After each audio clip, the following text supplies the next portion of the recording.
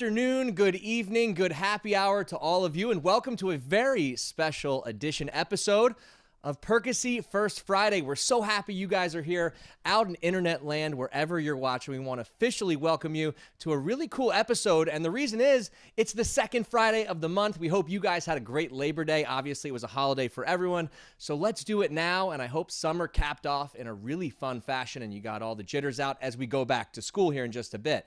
Now, my name's Richard Curtis. In just a little bit, we're going to get to Joe Ferry inside the studio, who's going to give you guys all sorts of Perkasie ins and outs. We have experts in the house today, so sit back, relax, you're in happy hour, grab a drink, and stay tuned right there because Perkasie First Friday is coming at you. Now, if you see a big smile on my face today, it's because I'm a teacher and I'm officially back in action. As stressful as it is for everyone, we can't help but love our jobs, and here we go. We're headed back. Some are in person, some are hybrid, and some are at home. So we ask ourselves, how do we educate our kids in an at-home setting in the best way possible? So what do we do with Perkasie First Friday? We bring in the experts. This is Dr. Jenny Cressman. Good to see you today. How you doing? Oh, I'm great. Thanks for having me. Well, I should say people probably recognize you because you're a Perkasie resident, right? Yeah, I'm a Perkasie native, born and bred. All right, you got to give everybody a rundown. You went to elementary school and middle school where? Dibler, Old Central, and then the high school. Yeah, right. The Old Central. That's where the G's went right there. Like, you've been somewhere. You were at that Old Central. All right, so look, you are the expert. I have my kid as a home right now. What's the best way to try to get these kids learning in the best way possible that's going to help them really have the Zoom success that we know those kids need? I think the first thing to recognize is that there is nothing normal about what we're experiencing. And virtual learning, there is nothing normal about it, nor is there anything really enjoyable about it. So I think it's important to recognize that up front, and that parents and teachers and kids, everyone's doing the best they can right now. You know, just we'll all work together over time to make it a good experience for our kids. And this is the thing. I'm a high school teacher, but my son is in first grade, and it is hard to get a first grader to really understand what they need to learn. So what is it? How do I get my son Parker into that every day you're going to school and rocking and rolling? I think one of the things that's really helpful is to keep routines. You know, those first few weeks that we were off in March, you know, it was pajamas all day, and, you know, everyone. For both of us. Everybody.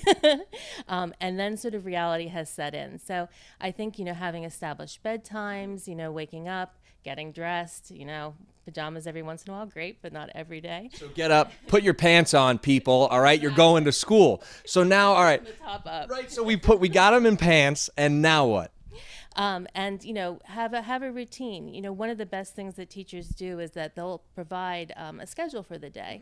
So print that out so your child can have that in front of you for as he or she's working. And the important thing is, just like with music, music doesn't play straight through without any rest. Yeah. There's stopping spaces in music, right? And so kids need to know, okay, if I can hang in there for an hour, I get a break. Yes. I can hang in there an hour more, I've got lunch. You know, at the end of the day, you know, it's playtime. So having them see that it's not forever, that there are breaks. And this is the thing. Obviously, everybody's favorite class in school is recess, right? The bottom line. So you, yeah, exactly. So you said one of the really important things, and I couldn't believe this, is you got to find those play dates. Yeah, absolutely. So, you know, whether they're virtual play dates for younger children, or whether, you know, you're safely physically distancing and you're outside on a playground with another family.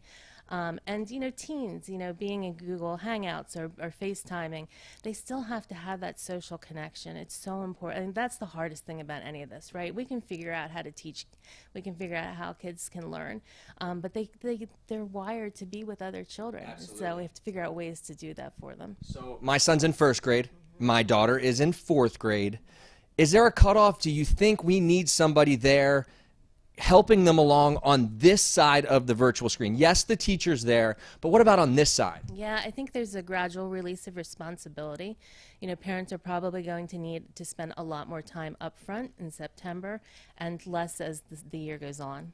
Obviously, big shout out to my mom. I hired her full time to help with my son Parker. Oh, lucky you. Yeah, no, lucky her. I think, oh my goodness gracious, I have the best mom in the world for doing this. If people don't have that person at home, what can they do? Yeah, and that's so hard because families have had to make really difficult choices. I mean, families, you know, parents have given up jobs to stay home with their kids to do this. This is not an easy time for us. So, I think, as much as parents can monitor what's going on and look at whether kids are engaged in what's happening and sort of self-directing if they stray, but really trusting teachers to do the job that they've been hired to do. They're the professionals. And just staying in really good communication with teachers, just to create that relationship. September is all about building community and relationships in classrooms. So. I should say, like, Dr. Phil is cool, but Dr. Jenny is really cool because not only are you helping kids in your practice, but you also were a superintendent for a little bit, so this all makes sense to you. So what is the one thing you want to tell to every parent out there? I think what we have to do is we have to create hope for our kids right now. For us, it doesn't seem like it's been a very long time. It's been a huge part of their lives already. And if kids are struggling, if they're not doing well, what are you going to take away at this point? The play date, going out with friends, visiting grandparents, these things aren't happening. So I think we really need to create times where kids, you can say to them, I know you're feeling really frustrated now, but how about we go research some national parks, because it's not always going to be this way, and let's plan a really great vacation together, and just give them something to look forward to. That's it, it's so right? important. Something for the kids to say, like, I can't wait to get that. And it can't just be you get to watch Minecraft on YouTube. That's all my kid likes to do. So hopefully he's got something to oh, look at our kids so alike. All right, listen, we got a big First Friday today. I'm so thankful you came in to give us some time today. And I hope everybody at home took something from this conversation because you are a wealth of knowledge. And if you want to get a hold of her, where can we find you? Cressman Literacy Services, and I'm on Facebook under that, so I'd be happy to talk with any parent that's struggling right now. And she's right on Branch Road, so you're local to the area. If you need that help, definitely reach out to her. But thank you for coming on the show today. Hey, I'll tell you the one thing that's really changed for my son is he's a big headphones guy. It's really helping with the learning, so that's my tip to you guys. But speaking of headphones, look, music, obviously a big part of First Friday. We have some great bands coming your way all night long. So stay tuned. First up, My Familiar. Take it away, fellas.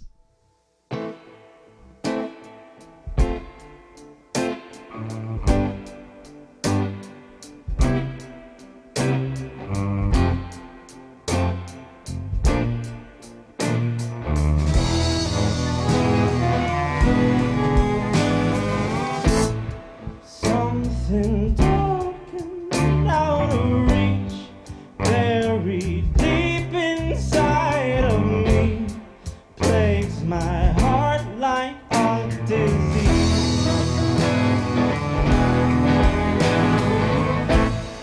Emerald eyes and grinding teeth, gazing vainly back at me as I peer into the deep.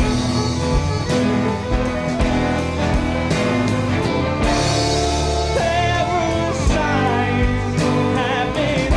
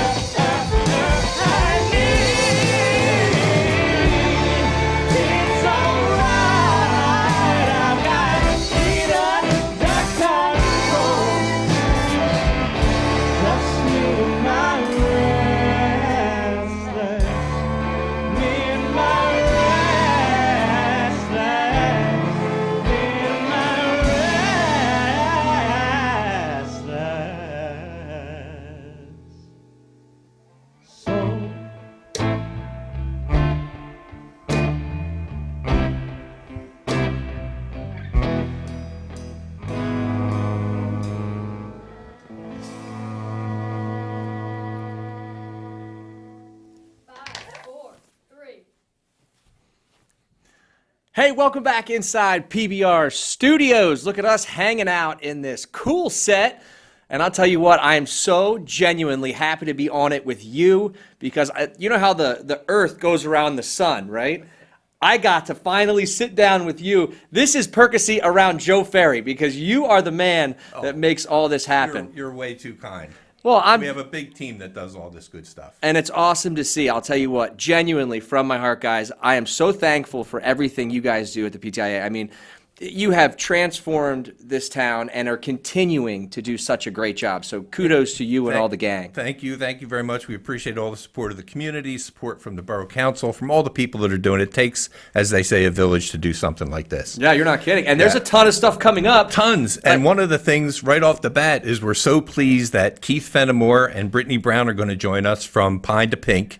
And they are the people who have asked us to join them this year, along with Doylestown, New Hope, Carversville, and Peddlers Village, to take part in this month-long awareness fundraising campaign for local breast cancer patients. So these guys have been around, Joe. I've seen them. I saw them in 2018 outside of the Mercer Museum when they did this for Doylestown, right in the borough there. So I'm really excited to talk to these guys. And I'll tell you what, I knew you guys were rock stars, and neither one of you, I'm telling you, both have great Zoom faces. Like, you already knew that coming onto this thing, but the smiles are there. Welcome inside. We are so happy to share a Pine to Pink with you guys.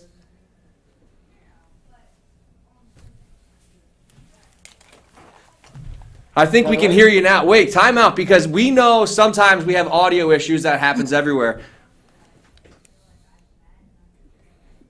I don't think we can hear you, but look, see, the good news is when you stare into the camera, you still look good. So just keep doing that. We're going to work the sound out here. What do you think, guys? You there? There he is. I'm here. Well, we got the whole gang. So welcome into the show. Welcome into PBR. And thank you for blessing Perkasie with your amazing initiative, guys. Tell us a little bit about it and what we can expect. Yeah, well, I mean, Perkasie, it's a blessing for us. We try to find close-knit, well-run, small communities that care about each other. And I think Perkasie checks off all those boxes. And Joe and the gang over there have been amazing. They opened up with open arms to bring us in. It was all made possible because of Brittany reaching out and kind of making that connection between Pine to Pink and Perkasie. So kudos to Britt for making that a reality. But, I started Pine to Pink in 2018 as kind of a way to pay tribute to my grandmother who passed from breast cancer and a way to honor my mom, who's a survivor.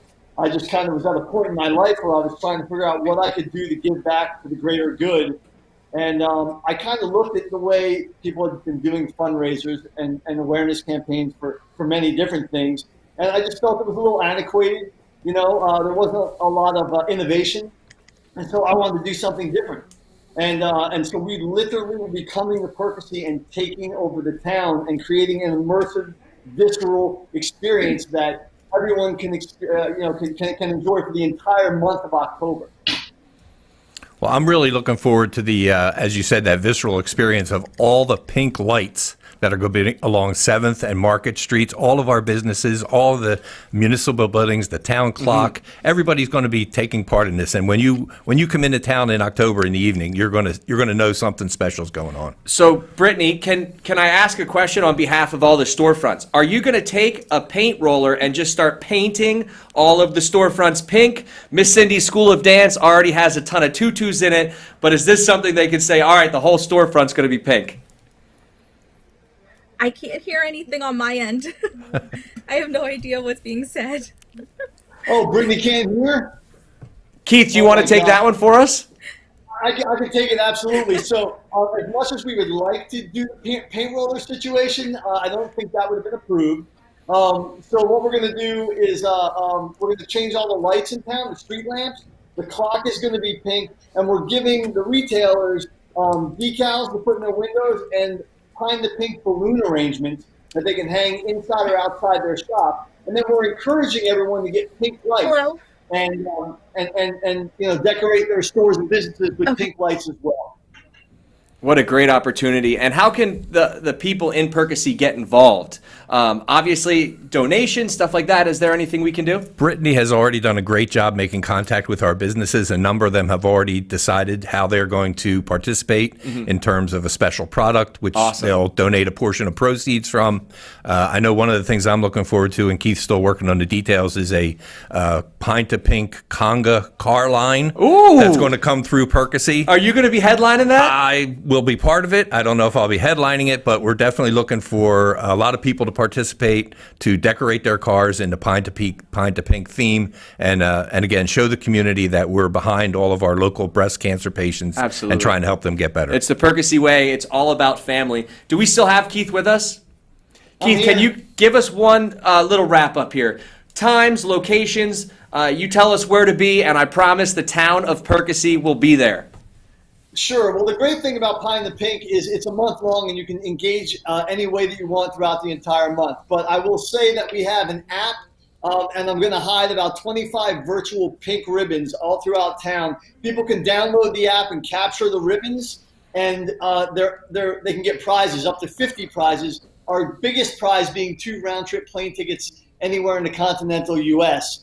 What? This is awesome. Yeah. Are you kidding me? I got to go right now. Did you say they're already there?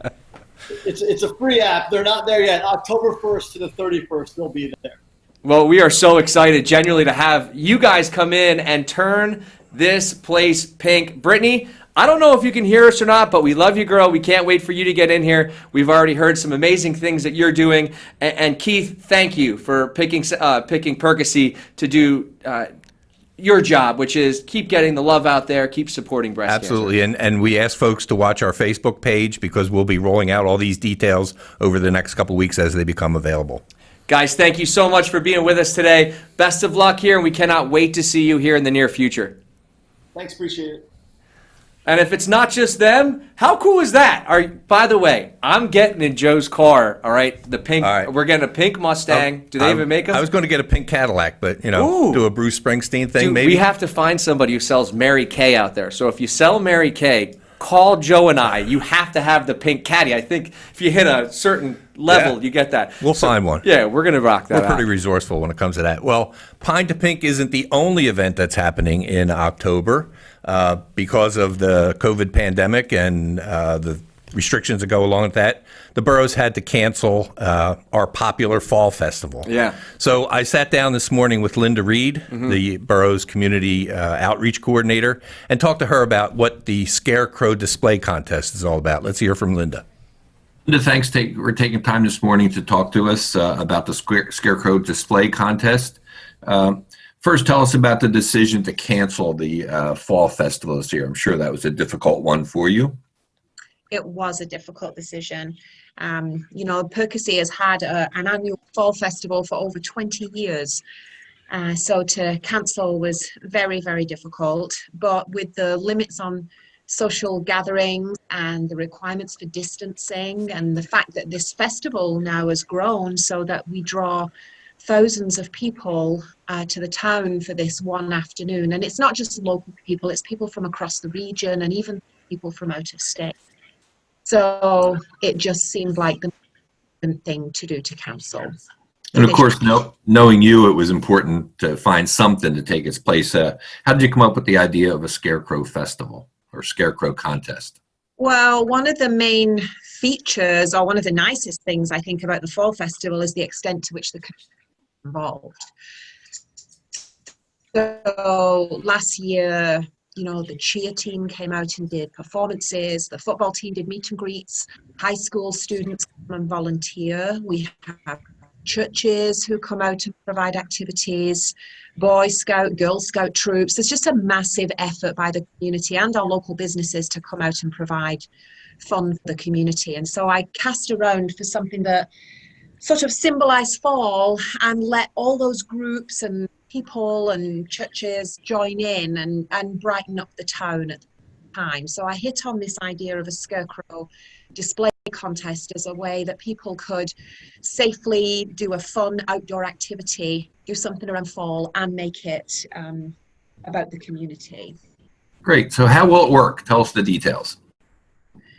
So groups and individuals can create scarecrow displays. We're looking for entries to come in by October the 15th with a photograph, please.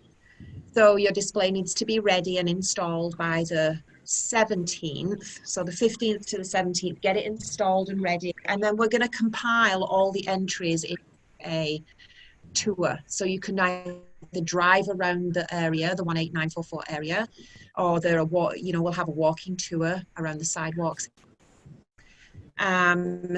We'll have judges. We've got some pretty cool judges. So we have actually a retired judge, Charlie Bone.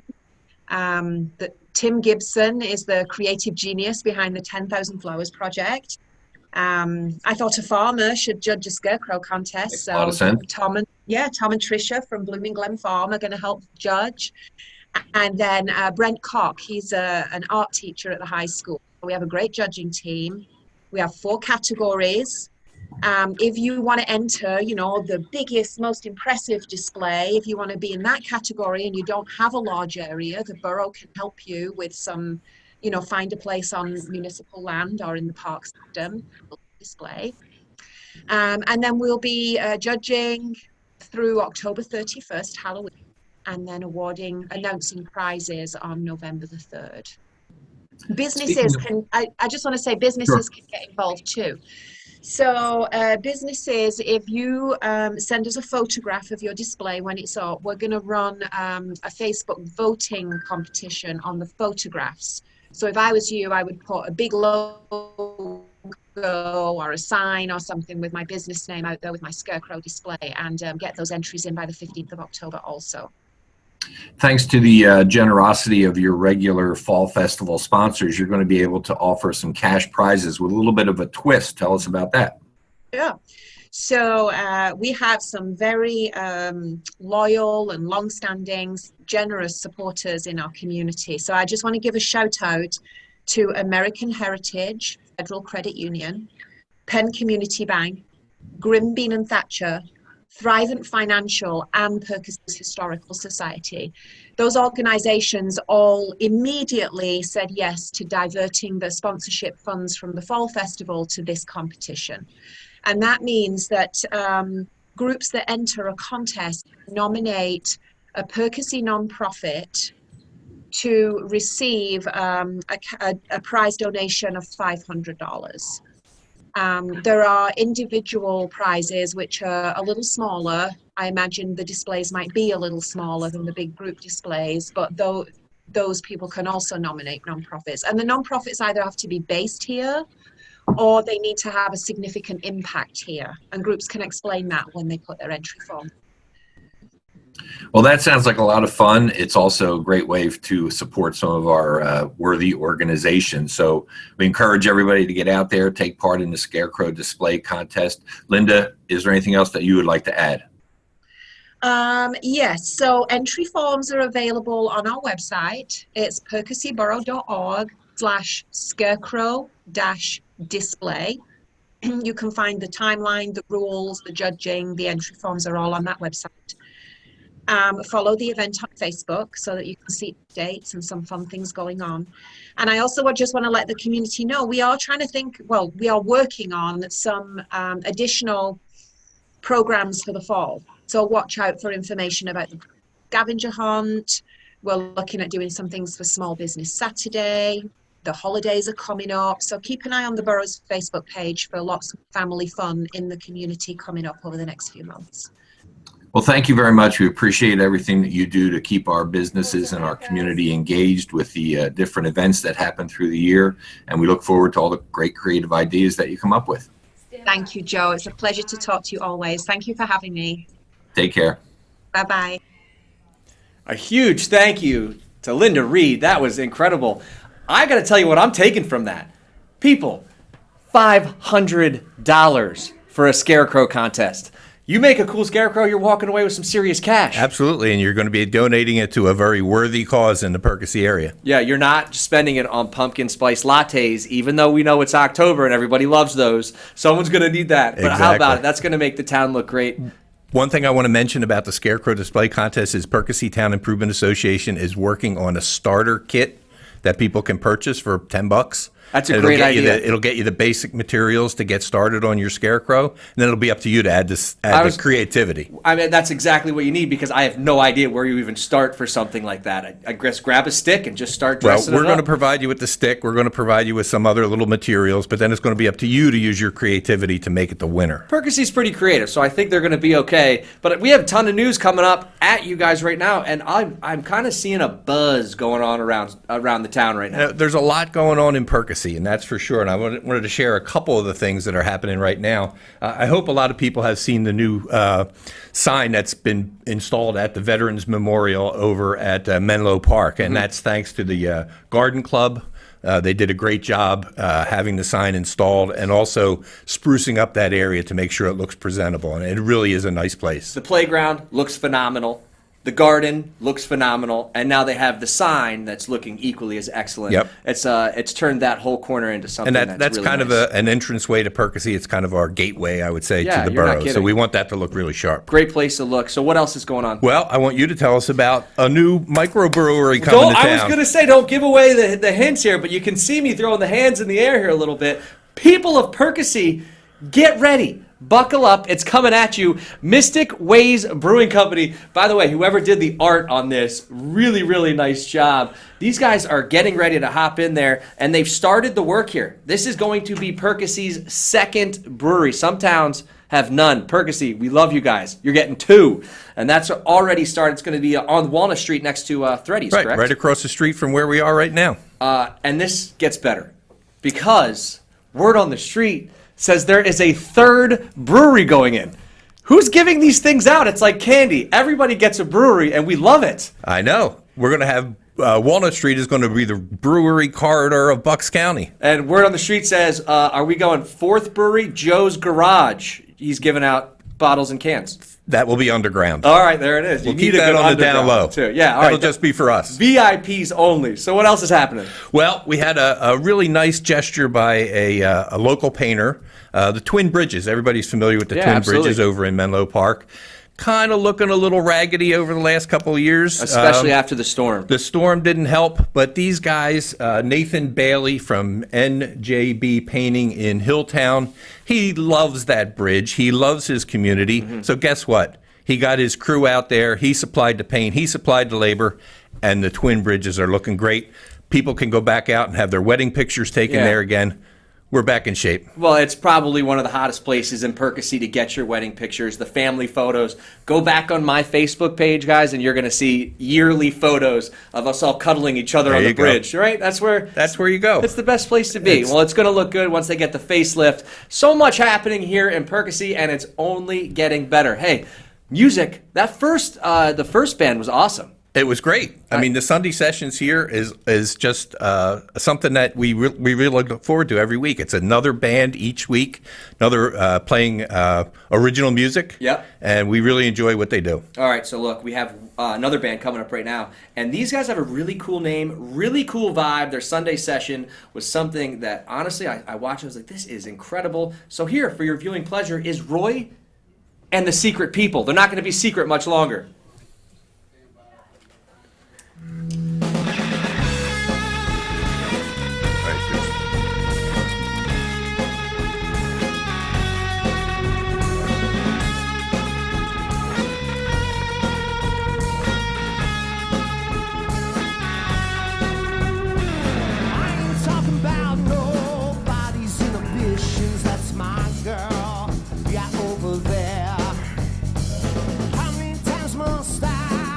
If I desire, that's what she said. Yeah, when I'm near, I'll take my hand and you can find all to cliffs that time of night. You're late, and I'm in the rain. I never said I was tame. Take her away.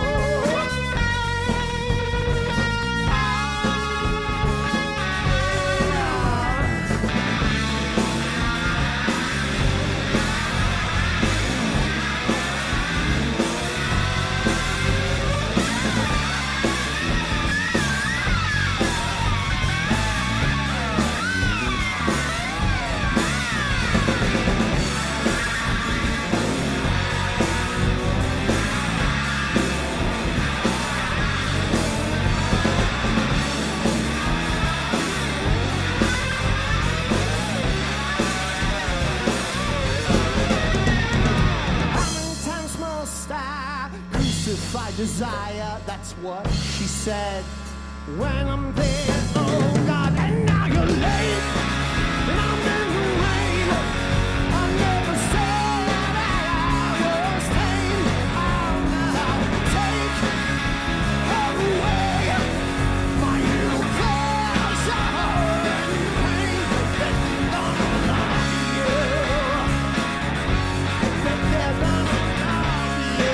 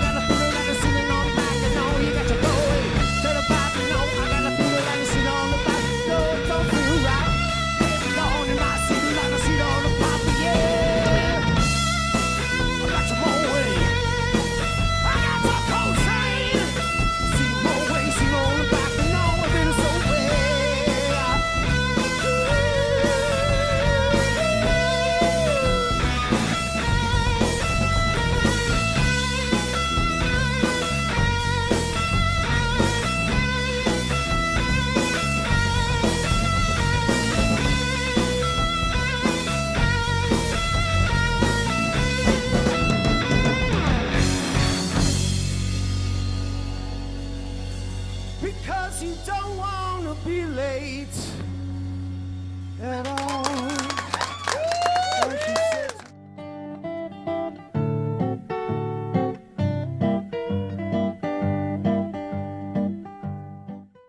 My name is Scott Bomboy. I'm the chairman of Perkasie Borough Council's Historical Committee, and I have a quick update on our Covered Bridge project. As many of you know, the historic South Perkasie Covered Bridge in Lenape Park needs repairs. It's been leaning for the past 10 or 15 years toward the east branch of the Perkiomen Creek.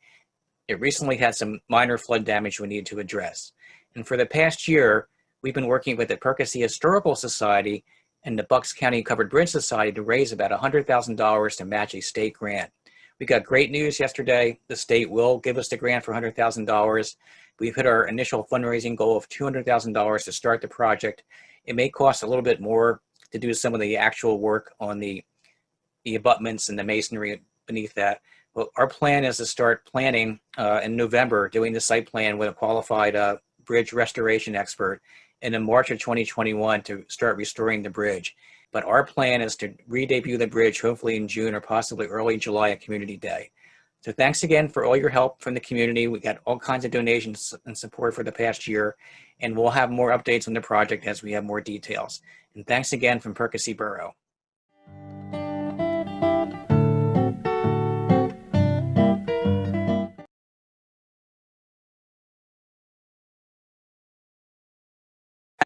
The oldest covered bridges just hanging out in the middle of a park. And you go back to creating jobs for everybody. The photographers in this town are like, yes, we can take this at Perkasie's. Another iconic landmark in Perkasie, along with the Twin Bridges, we have the South Perkasie Covered Bridge. Yeah, and actually I love this because Scott is so involved with everything going on in this town. And Scott, it's good to see you hanging out on Zoom with us here a little bit. How's everything going? And it sounds like really, really well.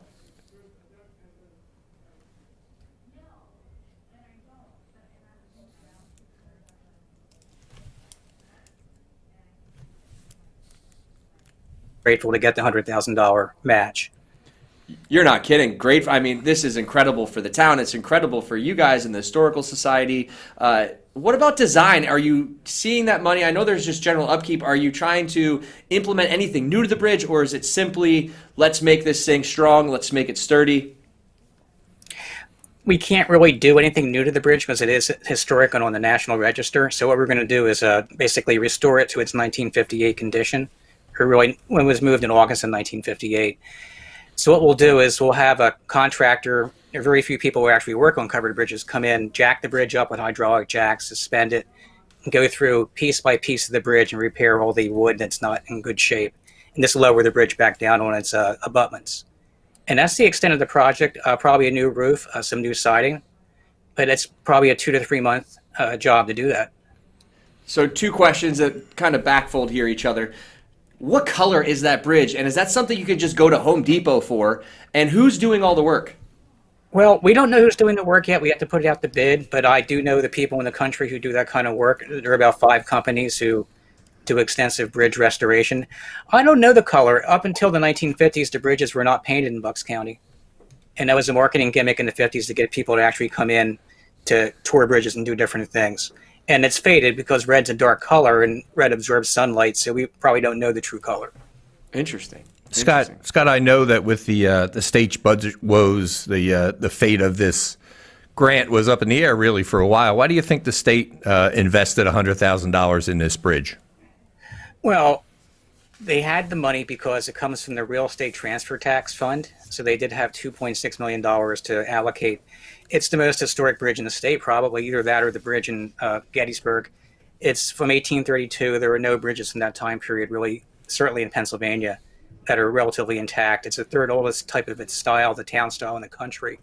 And what's unique is it was taken out of road service in 1958, and the county was notoriously cheap before that. They didn't really repair the bridge a lot. So it's probably the best example of an early period covered bridge in the country. And from what I heard, our application was near the top of the list for grant funding. So what's really cool is this is not just a big deal for Perkasie and Bucks County, but for also Pennsylvania and the United States. It's a big deal. It is a big deal, and we plan to put some outside signage and turn it actually into a covered bridge museum so people can walk through, look at the construction, understand how it was actually built in 1832 by the county. And there's some very unique design aspects to it that just don't exist in other bridges. It's cool to see you guys putting all this back into the bridge now. I will say, I got to hang out with you guys one night at the Historical Society, and they have some of the coolest history just from this town, between the roller coaster that was going down the wall behind the carousel. I mean, it's just a cool place to live with so much true, genuine infrastructure and history here. Why do you think they call it America's hometown? That's it. That's a shirt right there. There it is. Scott, do you think you're going to... Quite historic, too. Also, the Roebling bridges are very important. There's very few of them around. Scott, are you going to need to continue to raise money for this project? Possibly. It depends on how much money we spend on the abutments. It's probably 80%, 85% funded at this point. So, Scott, can the community get involved in any way? I mean, if we're watching at home right now, how can we give back? How can we help basically get this thing up and running? I think the Historical Society still has a donation link on its website, so that would be the best thing to do. They're a 501c3, so under certain conditions, you can take the write-off on that. Absolutely. Tax season comes around. Yeah, absolutely. So that's one way that you can get involved with it. Well, Scott, thank you so much for being here with us tonight. Best of luck. It's just so exciting. Another one of those things, everything right? you guys do for the town. We appreciate everything you do. We appreciate everything Borough Council does and the Historical Society. It all makes it a great place to live. Yep, it certainly is. Thank you, Scott. We'll stay in touch. Okay. Great guy. I'm telling you, if you guys have ever seen these Historical Society, what could those parties be like? They're wild. They're crazy, all right? So everybody, and you can just get involved. They want you to come hang out. They have a monthly dinner. It's a whole thing. My dad and I went, and they serve home cooking. Yeah, right? it is. It's not like you buy it. It's historical food. That's it. Hopefully it's not leftovers that were left over in the fridge. Exactly. Next up on our agenda today, have you noticed that all around town we're seeing people invest in rehabbing and restoring some of the great Perkasie Victorian architecture? I follow somebody on Facebook, and I have no idea how I got there, but I'm wildly invested in her journey with her family to create the next big thing in Perkasie. It's a revamp. Right, the one at 5th and Vine, and guess what? We have an interview with her. Look at this. Come on. Are we not crushing this first Friday right now? First, we're going to hear from Kim Bartels, who rehabbed a business or a building at 513 Chestnut Street. Yes. Let's hear from her. We started here, I guess, 2 years ago. When we first got the house, we walked through, Lots of small rooms, pretty rough shape. There have been, the previous owners have had quite a few cats and they were less than well maintained. Crumbling walls in the back. The kitchen was actually on the second floor. It seemed to have been more set up in a business style where the first floor was for commercial use and the second floor was for residential. We have all new electrical, all new plumbing, all new HVAC. We have a 3-zone system in the house, so it's got a lot of the modern conveniences, but it's still trying to embrace a lot of the original architecture of the house. We've done quite a few houses at this point. This is our second in Perkasie. We've done them from Doylestown Borough up to Quakertown in East Greenville. And hands down, the houses that we've done in Perkasie have been the best. I think we like a lot of what Perkasie is, and we've really grown to love all the things that Perkasie does. All the festivals, all the shops in Perkasie. We try and use as many local subcontractors when we do need to bring subcontractors in. And we think that people coming in from other towns see the value of that. And we certainly try and, when Kim lists the properties, tries to market the value of that. And we've pictured Perkasie as a bit of a up-and-coming town that still has plenty of room for growth. You know, we want to see a great family get in here, take a place where you're able to bring a great renter in who's going to contribute to Perkasie and have them become part of the Perkasie family. Yeah, when we originally bought this house, this is the first one we've ever kept as a rental property. So we usually just put them up for sale and resold them after the fact. But having been in Perkasie for 15 years ourselves, we just see so much growth and so much value in the area that we decided we wanted to keep this one, give somebody a really nice house to be in, and just kind of watch the town flourish. Unbelievable, Pretty right? cool, huh? Yeah, and that's where it comes from. What I like is that they're maintaining the history of the building, but also adding the modern conveniences. It's really a great way to honor the past and look to the future, as they do have to make a rental property out of it. Somebody wants to live in comfort, right? But they also want that old world charm. And that's what you get in the Perkasie area. Exactly. And that's what's happening at 5th and Vine as well. And that's the one you were talking about.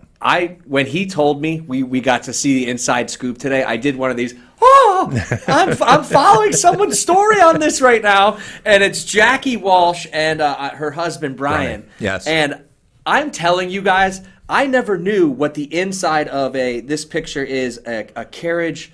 It's unbelievable. You have to get on her Facebook page. That's the turret. That's yes. what it is. Yes. But their architecture is incredible. They have a carriage house, and they are totally revamping this thing to make it look like, you imagine the old pictures where the horses used to be in the whole 9 yards, but then just do that slow cross-dissolve into 2021, and now that house is becoming just totally brand new again. Yes, they gutted it down to the studs. They got rid of the old plumbing. They got rid of the old knob and tube electrical system that was still functioning in some of the rooms. Got rid of all the carpeting, got all the ceilings down, and now they're going to start making it their home. So let's hear from Jackie and Brian when we stopped out there last week. Hi, I'm here with Jackie and Brian Walsh of this beautiful property here at 5th and Vine. They're renovating it.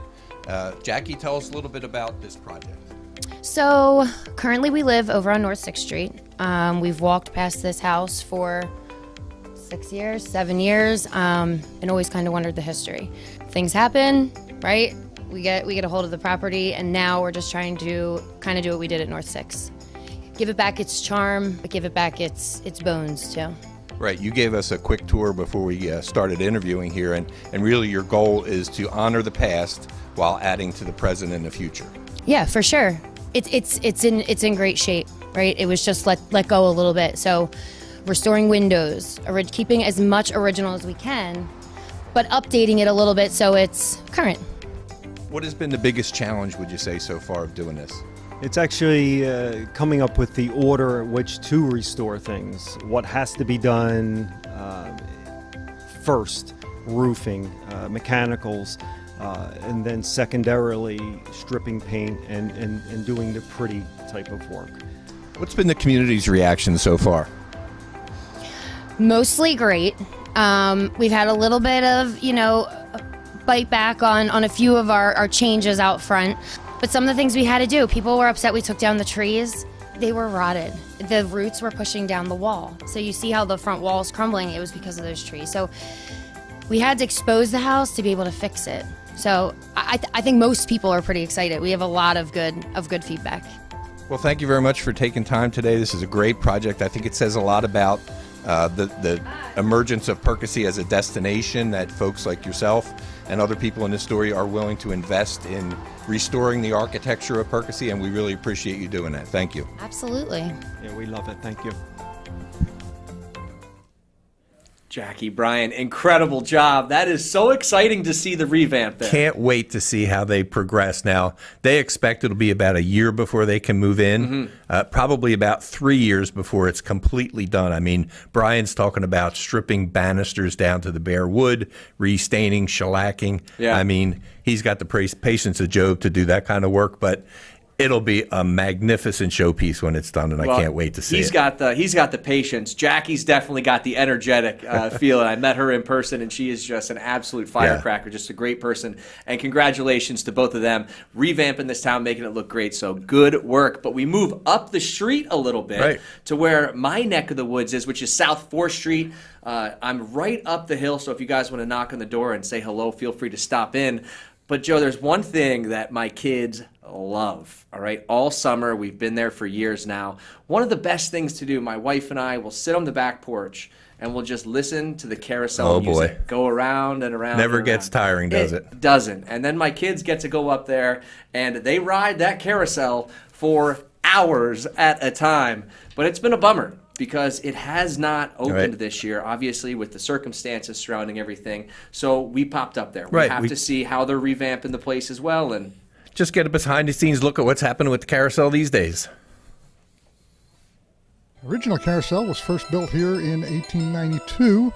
It didn't have a building yet at that time, and they took it down in the fall and packed it away for the winter. And at least once we know of that they packed it up and sent it up to Allentown for the annual fair in Allentown. And in about 1895, they finally built this building around it. It didn't have sides at the time, and over the years they added the sides and the shutters and closed it all in. And that carousel stayed here until 1951, when they replaced it with the one we have today. But they replaced it with this one brand new in 1951. This one here is from Alan Herschel in North Tonawanda. It's actually a more modern carousel. The horses are actually aluminum, which is good because they're indestructible. And it's now been here longer than the original carousel was. The society took it over actually in the late 60s, only about 1970 really. I guess it started about 68, and about 1970 I think they opened it finally. And was run from then, since then, by the Historical Society, although it's still owned by the borough as part of the park, but we run it. And we've been opening it about 9 times a year lately for occasions like Mother's Day, Father's Day, Community Day, Lions Club barbecue, things like that, and a couple extras in between just to fill it out. And for a number of years now, we've been opening it the same day as the Christmas tree lighting, and Santa Claus comes and rides with the kids and gives out candy canes and hot chocolate and stuff like that. The amusement park dates back to around the same time the first carousel was here, and they had picnic tables and pavilions, and then they eventually added the Dodgem cars, the electric Dodgem cars, the whip. They had a thing called the Mountain Chute, which is kind of a roller coaster. It went down over the hill, over the back behind the carousel here, and you would actually start at the top, and at the top of the hill, and you'd ride this thing down to the very bottom, and at the very end, it would pull you back up, where most roller coasters pull you up at the beginning. Then over where the library is now, they had the casino building, which had a bowling alley, it had a movie theater, had a concession stand, and it had the roller skating rink, where I still remember roller skating in that rink. I never bowled there. But it was common for high school boys to get a job spotting pins because they didn't have automatic pin spotters. Well, we can assure everybody that we've taken care of the carousel. It's still in good shape and in running order. And if all goes well and we get this pandemic under control, we would be looking to open again next spring on Mother's Day. And mothers would get free rides as they always do on Mother's Day. All right, well, fingers are crossed. I Yeah. can't wait for that to open up again. It would be nice to have it just one more time this year and then look forward to it in the spring. And this is some serious big head thinking on Perkasie's half. You look at this beautiful logo behind us. Tell us what we're looking at here. Right, that's the Positively Perkasie brand for Perkasie Town Improvement Association, and a logo designed by Rob Ciampa and our marketing committee. We're really happy with the way it looks, and it does evoke the feeling of the carousel. Top of the carousel, Exactly. which I thought was so incredible to add that little touch in there to this logo design. So well thought out, and it does look really nice on that TV Yep. right there. So we'll be seeing that more as we roll it out. Well, look, summer's been great. Yep. Everybody's been laughing, having a good time, getting outside. Right.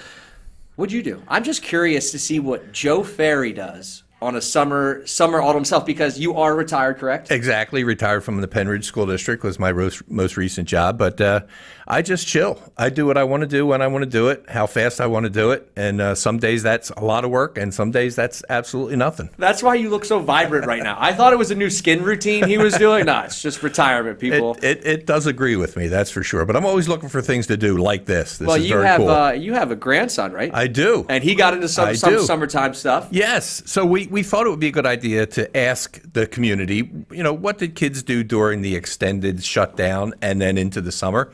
Did they do some special things? Did they learn a new skill? Did they revise a new skill? Did they, take a trip? Did they do some community service? What kind of things did they do? So let's start with a young man from the high school who learned how to do some card tricks. Hello, my name is David Ferry. I am a sophomore at Pennridge High School, and over the summer I learned how to do card tricks. All right, got the 4 aces. They're just like any other deck. They're the same front and back. No secret slots or anything like that. I cover up the 4 quarters.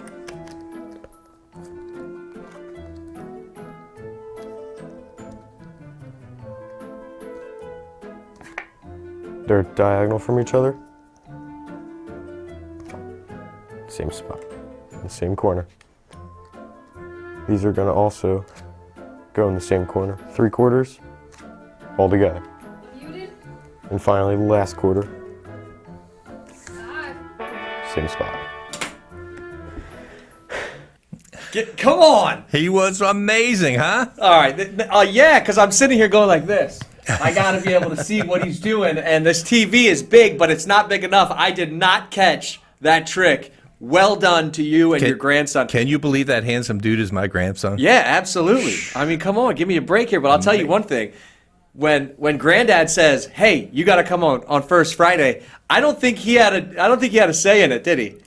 He was all for it until the camera started rolling, and then he was like a little tight. But Dave, you did a great job. A good performer always performs, and that's exactly what he did. All right, let's keep it going because we have some other cool things that people are doing around. Tell us about the town. Westgate family and their chess adventures. Well, this is how I know that the Westgate family is smarter than me, because I'm 35 and I still cannot play chess, but leave it to these two, a 3-year-old and a 5-year-old. Elliot's a 5-year-old, 3-year-old's Owen. Steven, their dad, taught them to play chess, okay? This kid is 5 years old and he just participated in his first online tournament. That's unbelievable. More than I could do. Look at these guys. I mean, chess is a thinking man's game. So hopefully, Mom Rachel, you're taking these kids on head one-on-one and winning these battles, but not for long. I think the kids are going to catch up to them in no time. Yep. Well, good to them. And how about this one? We have a little boat news. A boat news, yes. Lou Dickey and his dad, they spent their summer at Lake Nakamixon. That's great place. That's to good spend on it. itself. Yeah, so basically these guys, they got out there and they refurbished a 1981 Buccaneer sailboat made by Chrysler that they bought in May. Do we have a photo of this one? I bet you we do, and it's going to look I think there were some technical difficulties with the photos. Were there? Well, imagine it looks like this, guys, and then it just floats in the water. And I'm telling you, how about this? They got all the waste and algae out of the cockpit, stickers off, they fired up the pressure washer, which there's nothing more enjoyable than pressure washing something. You feel like you got a lot of power when that's in your hands. So they put the gel coat on, they did the cushioning, they compounded all the wax in the boat, they got that puppy, they reinstalled it, and then they take it out for a drive. So congratulations to them. Yep. Rocking and rolling and using Lake Nakamixon, one of the awesome natural resources we have here in the area. So Yep. Look kudos on to them. Facebook. We'll post some of these pictures from Lou because he really did a good job of getting to me. For some reason, couldn't get them posted today, but Yeah. we'll get them on Facebook so everybody can see the, Well, we before and obviously after. we got to get a ride. Lou, come on, you got to take us. Yeah, good as idea. as long as it's seaworthy, but it sounds like it is. So. It is. He says it's the monstrosity of this boat goes very fast. Oh, I love it. All right, there it is. Now, another thing that we heard from the folks at Everything Little Farm, Kelsey Beers, Oh, nice. over on Scott Road in Bedminster. Yeah. Of course, they were shut down during the pandemic. They couldn't have their classes, but when Bucks County went into the green phase, they were open and able to continue their work with preschool-aged kids through their early teens. Many of the older ELF students take one or more riding lessons a week, where they practice everything from overall horsemanship to equestrian skills.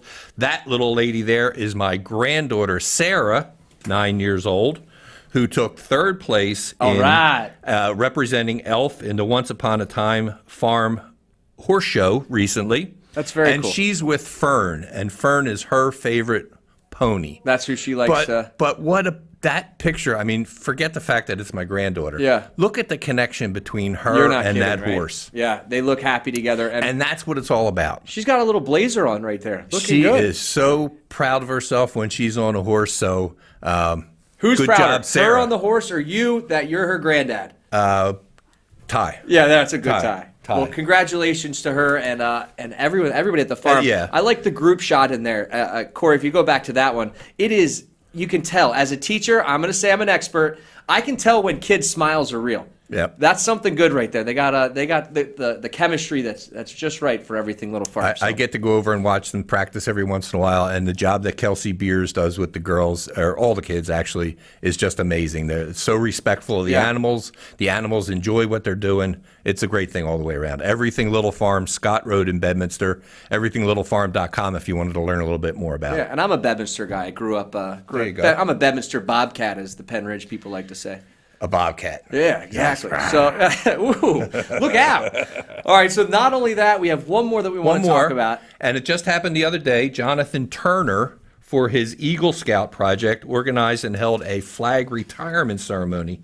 He told me that planning was difficult because of the COVID restrictions, but he managed to get the word out through social media about 2 donation sites he set up at Perkasie and Sellersville Borough Halls. He offered contactless pickup for anyone who wanted it. He had 10 scouts from Troop 79, 3 other Eagle Scouts, 7 adults to help them out with this. Corey and Nate from PBR provided the sound system. Jason Fluck from the Perkasie Rotary Club took pictures and a video. You can see them on Facebook. Yeah, it looks good. In all, Jonathan collected and properly retired more than 200 American flags. Wow. Right? JT, right there. I'm giving him one. That's Right? fantastic work, especially for an Eagle Scout. Complete respect and dignity that they deserved. And Yeah. he told me it ended up being a beautiful day for a meaningful ceremony respecting the American flag. He enjoyed meeting all the new members of the Perkasie and Sellersville community through the project. Great job, Jonathan. Absolutely. Eagle Scout, yay. Yeah, congratulations, right? You know? So congrats to him, and I'm sure there's plenty more people. Right now is actually the time to apply for Eagle Scouts for anybody that wants to become one. So I'm writing a few letters of recommendation right now, so it just so happens that I have a few on my desk from students who are going to be doing some pretty worthy things as well. So congratulations to him, and I say on my desk, do I look tired, guys? It was the first week of school for a lot of our teachers out there, and I will tell you this. I am so proud of all the students. Now, Souderton is in person. They could take hybrid, but 85% of us were in school. Pennridge, it's kind of on the same spectrum there. But not one kid who walked into my classroom had to be told to put his mask up or wear a mask. Every single kid just got it.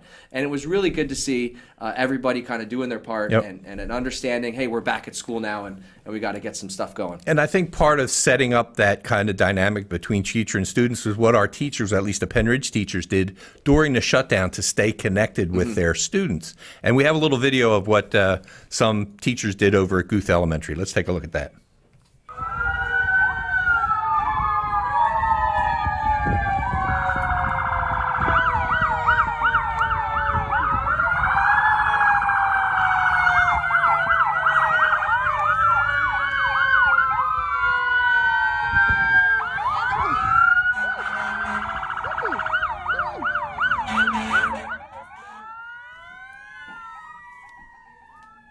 Joe, how great is this, right? I mean, they're out in the road. They're seeing the teachers drive by. Look at the little students hanging out. So meaningful for the students and for the teachers, I'm sure. I know they appreciated being able to get out there and wave to their students and make sure that they know that they're loved and appreciated and cared for. And, it really does, again, it's been a recurring theme in tonight's show, the community, the connection that we have between, parents and teachers and families and everybody working together to make sure that the kids are taken care of, that make sure that the education that they're getting. I talked to Matt Smith, the principal at Guth. He was going to try to join us tonight, wasn't able to do so. But he just lauded the parents, the teachers, the community, and the students, too. They've all pulled together to make the best of what was not a great situation. Look, it's all about Pennridge pride, having that Ram green going through your blood, right? And I'm telling you, it's so good to see these students back smiling, happy to be in school, saying, let's get this thing. Yes. So teachers, best of luck to you, but way to stay connected, especially principals as well, for constantly pushing that positivity onto the teachers as we kind of roll with this. And I'll tell you what, Joe, I'm going to say this. Yes, the theme has been community, and that's simply because we got the best community. Well, I mean, this place rocks. I would like to see anybody challenge us on that claim. Yeah, right? And we'll see you right here in PBR Studios. Hey, we have one more break, and obviously we're going to bring some tunes into the mix. One more Sunday sessions for everyone's enjoyment. Joe or I will be right back here to wrap all this up. But thanks for staying with us today. We'll be right back.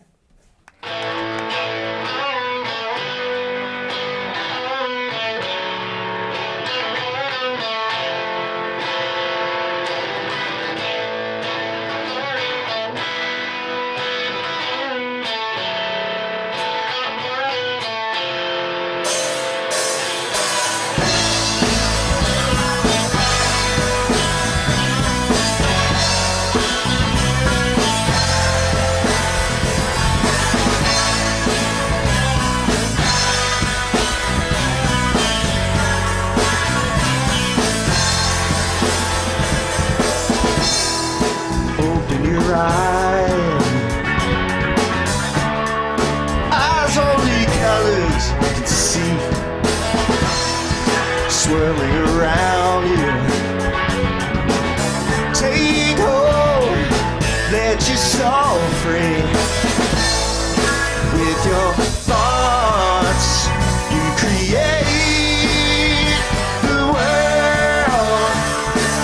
Flashes of light, light up the sky that's gone dark. Flashes of light, light up the sky that's gone dark. Open your heart, full of wondrous dreams, beating with life. Flower through infinite stream. With your thoughts, you create new world. Flashes of light, light up the sky that's gone dark. Flashes of light, light up the sky that's gone dark.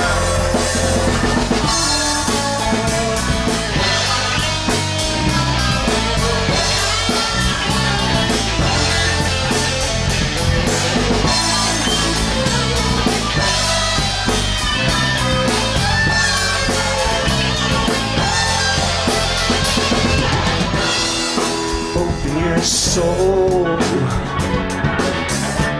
soul only angels can know, shining with love, lighting the heavens aglow. With your thoughts, you create the world. Flashes of light, light up the sky that's gone dark. Flashes of light, light up the sky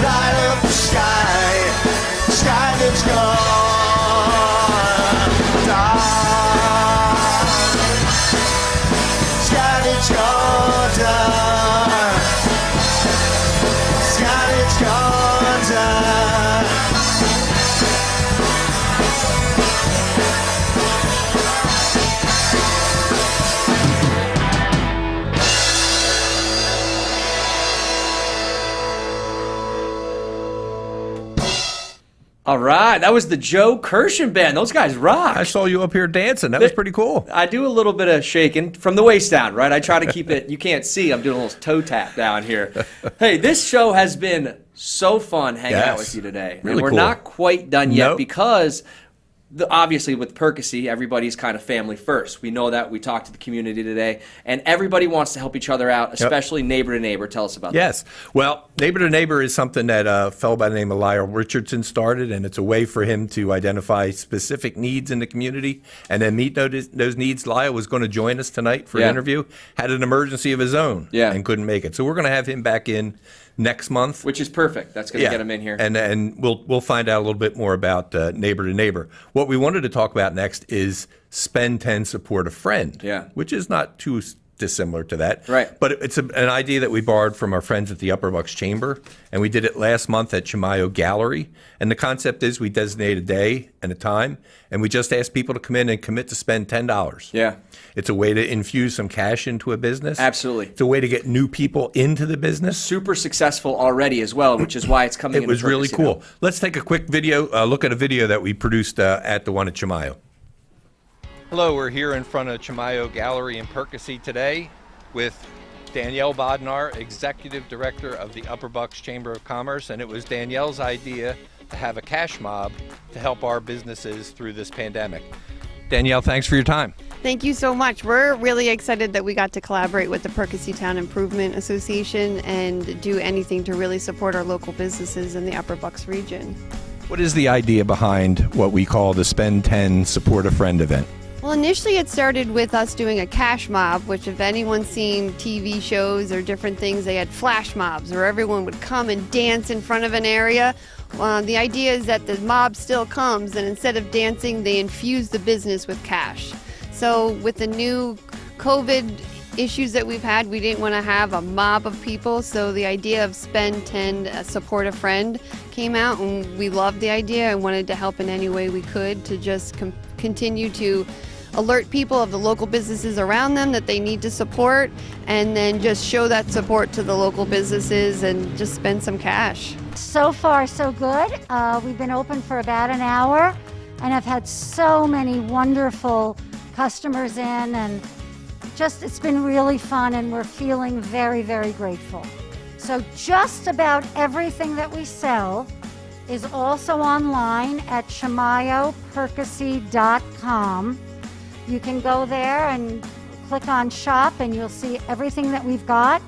So we can provide shopping online, and we can deliver locally, by the way, and we do that all around town and into Sellersville. We're happy to do that. We're really positive thinkers, and we know that we've got an amazing town behind us. Our mayor called us like the second week to see if we were okay. I mean, we know we're not alone.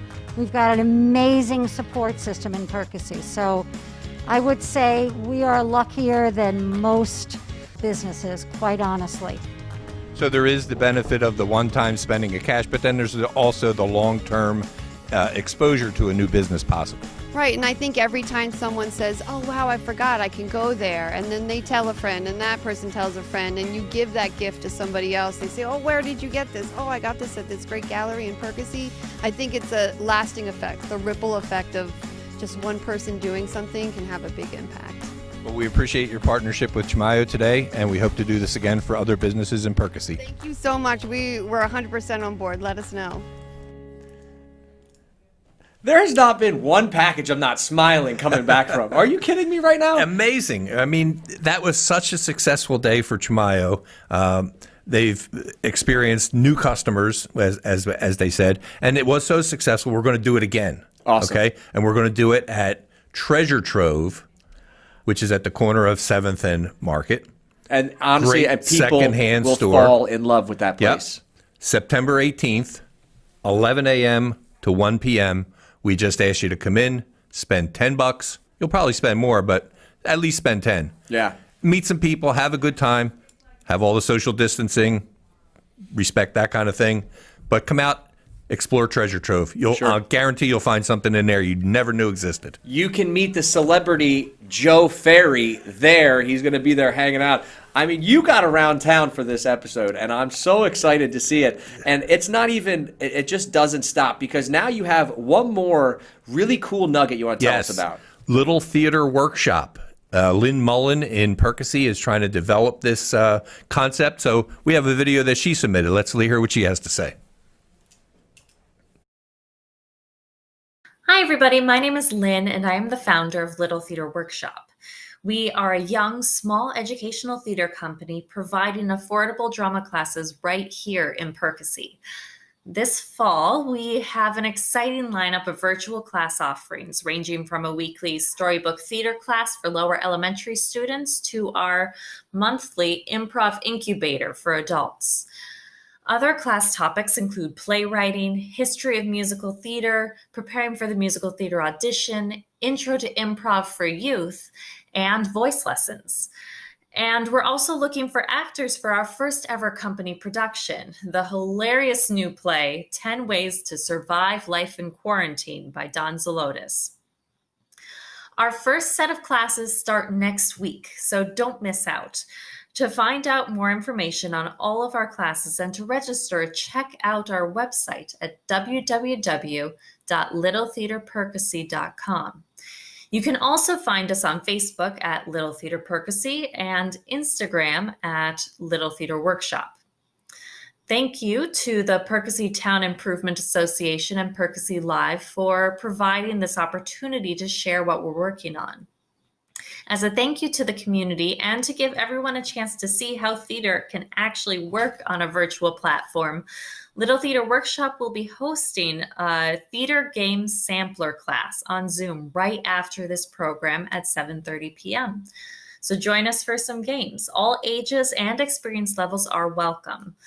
The Perkasie Town Improvement Association will share the link, or you can find it on our Facebook event page at Little Theater Perkasie. Thank you, and I hope to see you soon.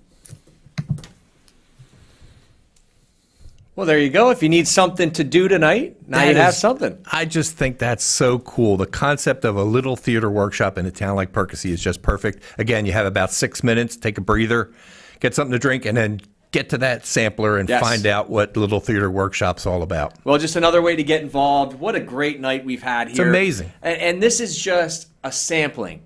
I mean, the tiniest little sliver of the amazing things that Perkasie has going on. So, you guys are going to be back again next month. We'll be back again in October. With all new stories. Everything new and brand new and happening. I really got to thank the guys from PBR for everything they do to make this happen. There's no other small town that I'm aware of, Bucks County in Pennsylvania, that has a show like this. It keeps getting better.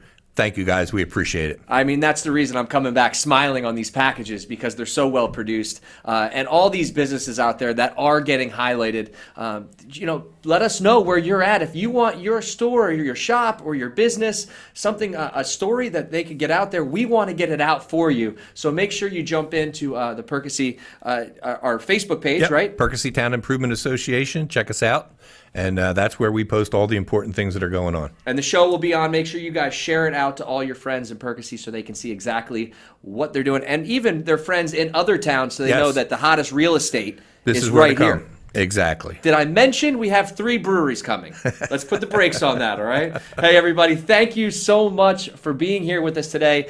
Thank you to you. Been a blast. Yeah, man, I cannot wait to do it again with you sometime. And we will see everybody back at home in October for the first Friday, when we come, actually, on the first Friday. Yes, I think we'll do it in first Friday in October. All right, everybody, have a great weekend, and we'll see you next time from the PBR studios. We'll see you.